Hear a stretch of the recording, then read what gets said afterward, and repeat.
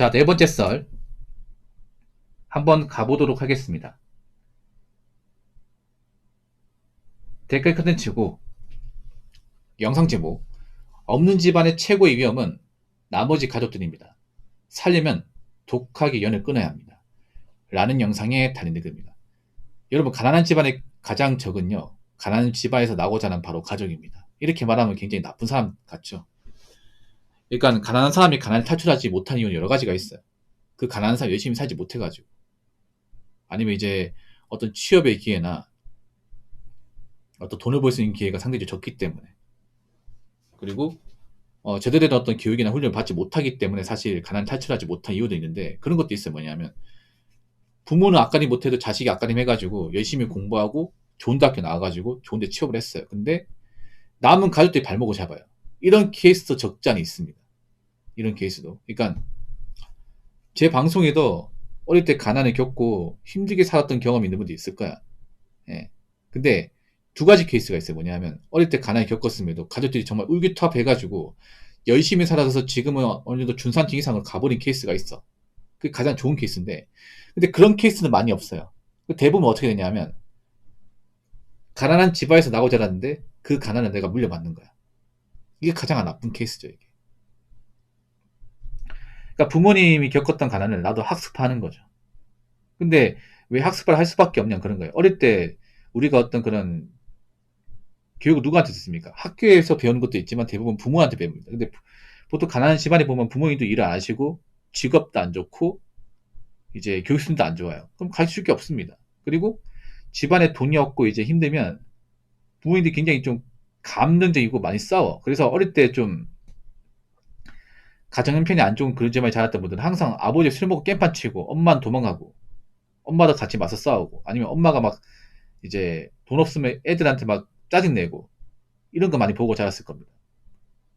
그러니까 어릴 때 가난한데 화목했던 기억보다는 돈 때문에 항상 갈등 빚고 이제 아버지 화내고 이런 모습 보다 보니까 어릴 때 저도 기억나는 게 집 오기 싫었어요, 이게. 예.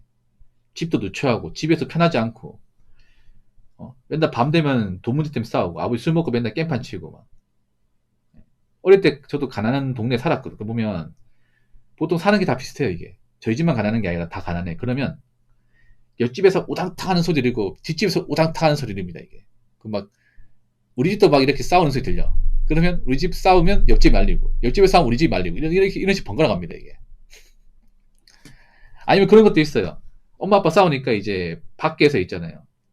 잠잠해질 때까지 그 평상 같은 데 앉아가지고 이제 먼 산 바라보던 애들이 있었어요. 예. 아이들 기억나는 게 뭐냐면 저희 맞은편에 있잖아요. 그 옆집 있었는데 싸우는 소리 들리는 거야. 여학생인데 저보다 나이가 어렸거든. 한 살 어렸는데 걔가 싸우는 소리 듣고 집 안에 못 들어가는 거야, 이게. 그래가지고 집 문 앞에서 기다리고 있는 거야. 저를 쳐다보더라고, 이게. 저도 할 말이 없었어요, 이게. 그랬던 기억이 있거든요, 이게.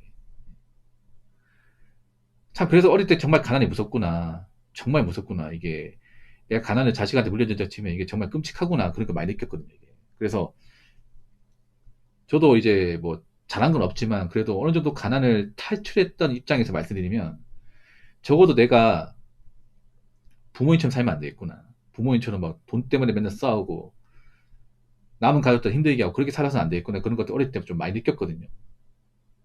그나마 이제 어릴 때 가난 겪고 나서 정신 차리고 가족들도 이제 피 안 끼치고 살면 다행이에요. 근데 문제는 남은 이제 자식들이 열심히 살아도 가족이 발목 잡는 경우를 저는 많이 봤어요, 이게.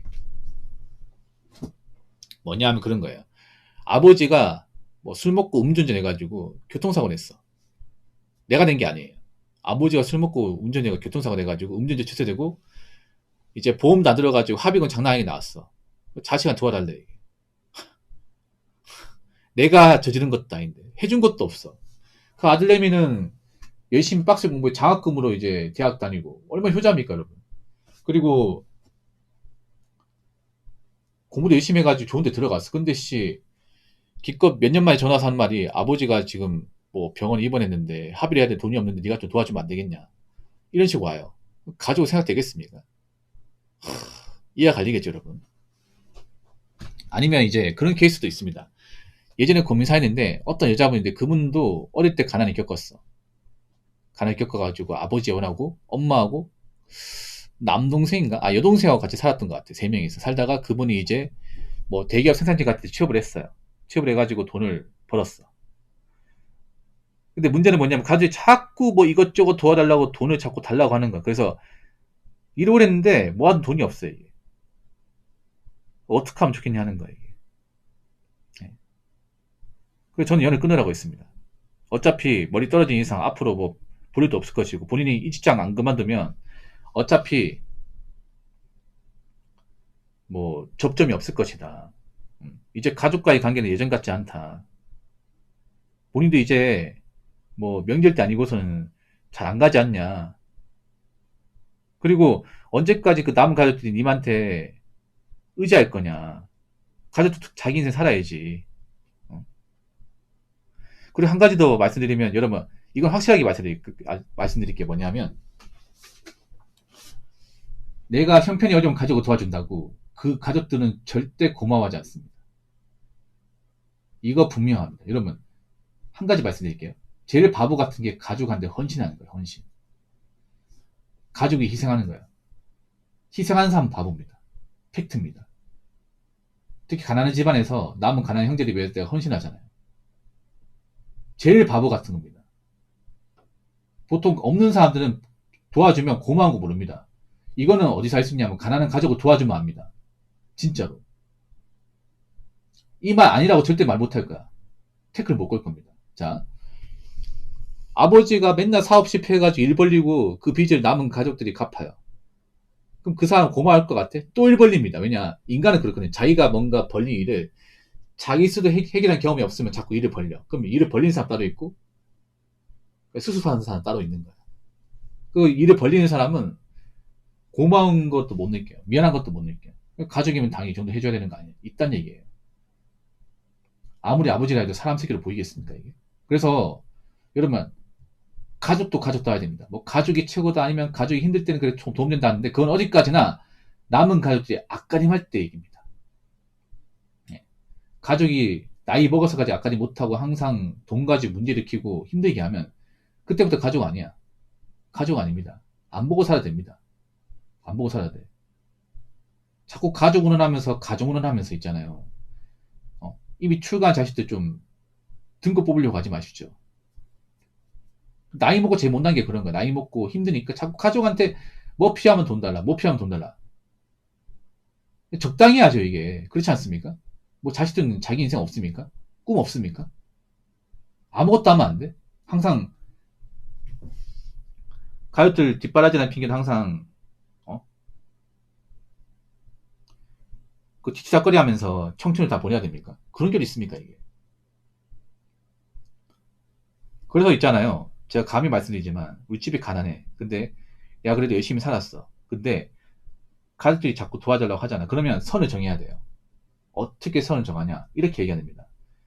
그냥 단도직입적으로 얘기해가지고 이렇게 얘기해야 돼. 엄마 잘 들어. 나 앞으로 딱 도와줄 만큼만 도와줄 거야. 나한테 많은 거 바라지 마. 나한테 뭔가 일 터지면 자꾸 도와달라 하지 마. 나도 이제 남이야. 어차피 나 이제 엄마 사는 동네 이제 잘 안 찾아올 거야. 나도 내 인생이 있고. 내가 도와줄 수 있는 한도만 도와줄게. 난 그 이상은 안 돼. 이것만 받아. 나머지 필요한 게 있으면 돈 벌었어. 그게 싫으면 받지 말든가. 이런 식으로 좀 냉정하게 얘기해야 됩니다. 이렇게 얘기하면 뭐 아니 넌 어떻게 자식이 이럴 수 있냐? 이럴 수 있어야죠, 여러분. 그럼 엄마가 왜 이럴 수가 있는 거죠?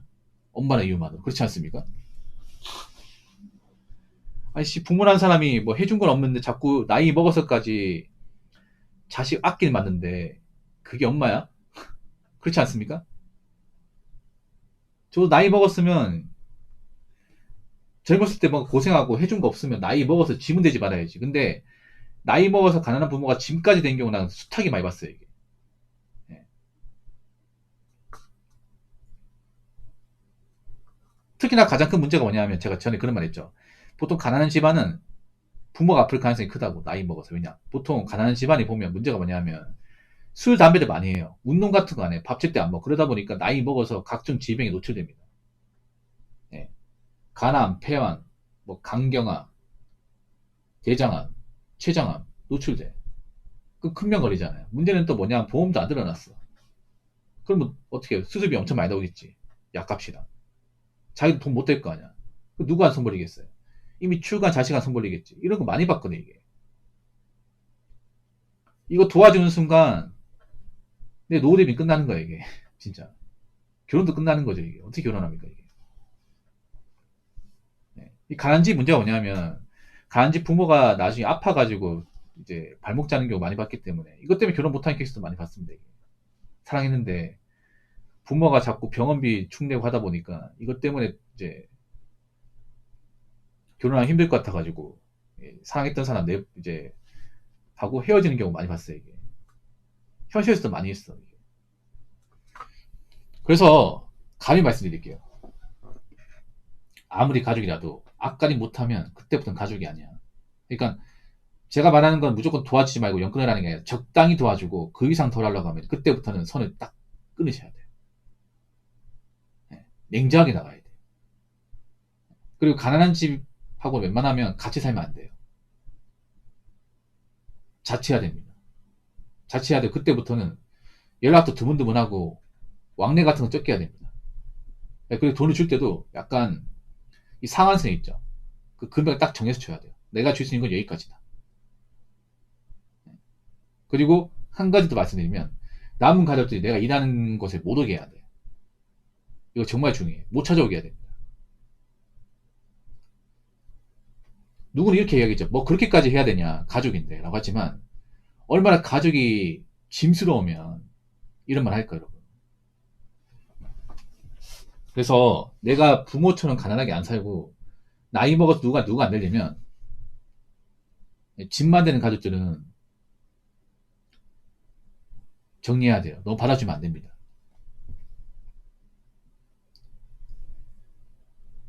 자, 댓글 한번 읽어보도록 하겠습니다. 맞아요. 다 함께 가난해집니다. 저희 집은 부모님, 형, 형수까지 다 신용불량자입니다. 진짜 저라도 살기 위해 다 인연 끊었습니다.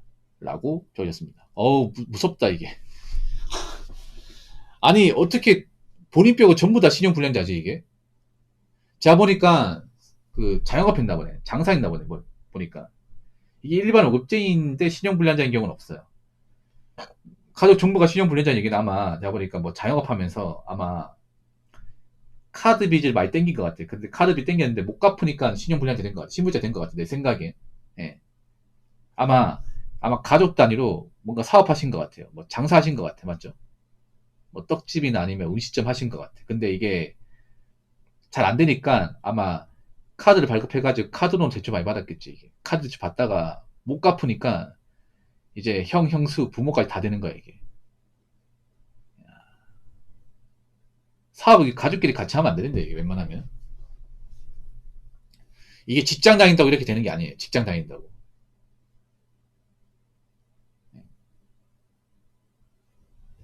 일단 저러 살기 위해 다 인연 끊었다. 인연 끊어야죠, 이게. 왜냐하면, 봐봐. 부모님, 형, 형수, 친형 불량자 얘기는 아마 빚이 많이 남았을 겁니다. 다 빚이 있다는 거야, 빚. 카드비 있다는 얘기죠. 근데 카드비 제대로 못 갚으니까 불량자 된 거. 그럼 카드비 남아있을 거 아니야. 그럼 돈이 없을 거 아니에요. 신용 불량자 되면 이제 은행 통장도 못 만들고 아마 보험도 가입 안 될 텐데. 불이익이 많거든요, 이게. 취업도 쉽지 않고. 그러면 돈이 쪼들릴 거 아니야. 힘들 거 아니야. 그러면 누구한테 손 벌리겠어? 하나밖에 없는 이제 동생한테 손 벌리겠지. 이분한테. 근데 한 번 도와주면 계속 도와줘야 됩니다. 이게 문제가 뭐냐 그런 거예요. 저런 사람들 한 번 도와주면요. 밑도 끝없이 도와줘야 돼요. 자, 형이 먼저 도와달라고 하죠. 형 도와줘. 또 형수가 전화 도와달라고 그래. 부모가 또 도와달라고 그래. 돌아가면 도와달라고 합니다. 그럼 나 돈 없어, 이게. 개털이야, 개털. 도와주면 뭐해? 안 갚는데, 이게. 여러분, 가족 돈은 더 잘 떼먹습니다, 이게. 가족이 빌려간 돈 더 안 갚아, 이게. 왜냐, 가족이 만약에 돈을 빌려가서 안 갚잖아. 그러면 뭐, 고소하면 되지 않나 싶은데, 이게 그런 거야. 우리나라가 보면 친족 간에 재산 범죄는 처벌하기 쉽지 않습니다, 이게. 예. 왜냐? 아직 형법에 그 친족 상대는 법률이 있거든요. 우리나라가 가족 간의 돈 문제를 익힌다고 가족을 깜빵 보낸 사람은 별로 없기 때문에. 그래서 가족들은 더 많이 헤쳐먹어. 더 안 같아, 이게. 아니, 돈을 빌려줘. 근데 안 갚아요. 그래서 내가 따집니다. 아니, 사정이 힘들다고 해서 빌려줬더니 왜 안 갚는 거야? 이렇게 묻잖아요. 그럼 하는 말이 뭔지 아십니까? 야, 가족인데 좀 도와줬다 생각하면 안 되냐? 이런 얘기야, 갑자기. 빌려갈 때 분명히 갚는다 해놓고서 몇 달째 안 갚으니까 제가 따지니까 하는 말이, 야, 우리 처지 알잖아. 야, 너랑 나랑 필요한 형제인데 이 정도 안 넣어주면 안 되냐? 어? 너 그 돈 안 받아 살잖아. 우리 처지 봐봐. 오죽하면 너한테 손을 벌리겠어? 야, 어려운 사람 한번 도왔다 생각하면 안 돼? 이딴 식으로 얘기해요. 사업을 안 보이지, 그때부터. 야, 이딴 게 형제냐? 차라리 남이 낫겠다, 남이. 와, 진짜. 그래서 제가 말하고 싶은 게, 뭐, 가난한 가족이 다 문제 있다, 이건 절대 아니에요. 근데 가난한 가족이 어떤 돈 문제나 이 경제적으로 의존하려고 하면 그때부터는 좀 거리를 두는 게 좋습니다. 예. 가난한 가족끼리는 다 같이 안 사는 게 좋아요. 같이 안 사는 게 좋아. 왜냐, 같이 살면 뭔가 부족하고 힘들면 자꾸 도와달라기 때문에 내가 어릴 때 가난하게 살았지만 나이 먹고 부모님처럼 안 살려면 그런 가난 부모와 나머지 가족들하고는 좀 거리 두고 연을 끊고 하는 게 좋고, 그리고 뭐 가족 간에 어떤 문제가 생겨도 도와주더라도 일정 금액만큼만 도와주고 그 이상 안 도와주는 게 좋습니다. 예. 설령 도와준다 하더라도 이렇게 얘기하죠. 내가 도와줄 수 있는 건 여기까지입니다. 그리고 이번 한 번만 도와주고 더 이상 저한테 도와달라는 말 하지 마십시오. 그때부터 연락 안 받습니다. 자꾸 도와달라고 하잖아. 그러면 전화번호 차단하고 뭐 전번 바꿔야 됩니다. 주소도 옮겨야 되고 그렇게까지 해야 돼. 그래서 적어도 가난한 집구석에서 태어나겠으면 적어도 남은 가족들 있잖아요. 발목은 잡지 맙시다. 힘들긴 하지 맙시다. 아시겠죠?